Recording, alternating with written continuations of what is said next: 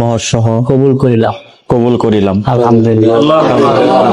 বারাকাল্লাহু লাকুম। আলহামদুলিল্লাহ নাহমাদুহু ওয়া নাস্তাঈনুহু ওয়া নাস্তাগফিরুহু ওয়া নু'মিনু বিহি ওয়া নাতাওয়াক্কালু আলাইহি ওয়া নাউযু বিল্লাহি মিন শুরুরি আনফুসিনা ওয়া মিন সাইয়্যাতি আ'মালিনা মান ইয়াহদিল্লাহু ফালা মুদিল্লা লাহু ওয়া মান ইউদ্লিলহু ফালা হাদিয়া লাহু ওয়া নাশহাদু আন লা ইলাহা ইল্লাল্লাহু ওয়াহদাহু লা শারীকা লাহু ওয়া নাশহাদু আন্না মুহাম্মাদান আবদুহু ওয়া রাসূলুহু الذي أرسله بالحق بشيرا ونذيرا وداعيا إلى الله بإذنه وسراجا منيرا أما بعد فأعوذ بالله من الشيطان الرجيم بسم الله الرحمن الرحيم يا أيها الناس اتقوا ربكم الذي خلقكم من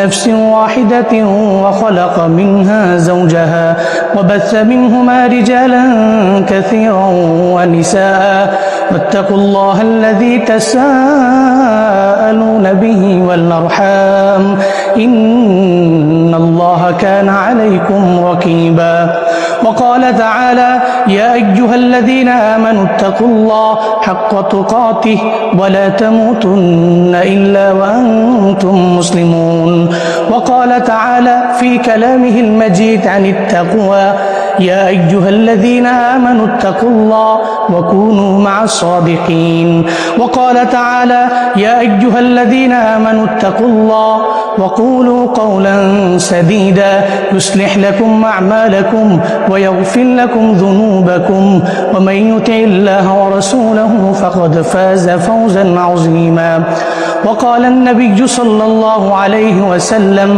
النكاح من سنتي فمن رغب عن سنتي فليس مني أو كما قال النبي عليه الصلاة والسلام بارك الله لنا ولكم في القرآن العظيم ونفعنا وإياكم بالآيات والذكر الحكيم واستغفروه إنه هو الغفور الرحيم শেরপুর নিবাসী জনাব হাসান আলী সাহেবের ছেলে হাফেজ মাওলানা মোহাম্মদ শোয়েব আহমদের নিকটে 3.5 লক্ষ টাকার মহরের এওয়াজে নিকাতে সফর্দ করলাম। বলেন যে আলহামদুলিল্লাহ। উক্ত প্রস্তাবকে মহৎসহ কবুল করিলাম আলহামদুলিল্লাহ। বারাকাল্লাহু লাকুম ওয়া বারাকা আলাইকুম ওয়া জামারুল্লাহ। সবাই দুরূদ পড়ুন।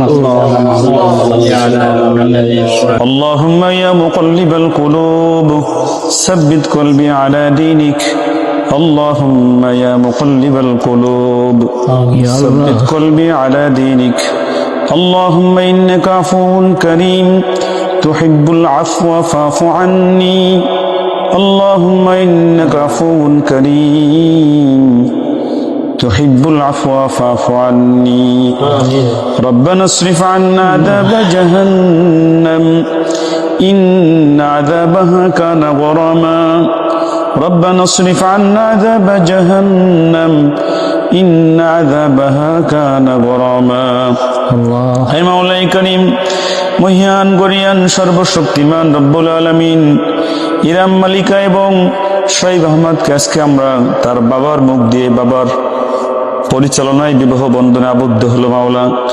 এই মাওলাই করিম মেহেরবানি করে মাওলা এই বিবাহকে আপনি কবুল মঞ্জুর করিয়া নিন।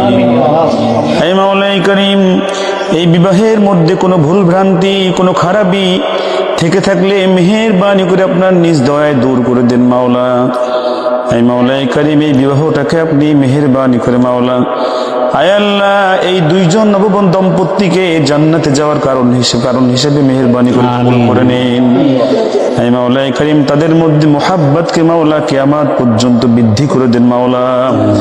আয় আল্লাহ জান্নাতে যাওয়ার পর্যন্ত একত্রিত থাকার তৌফিক দান করেন মাওলা।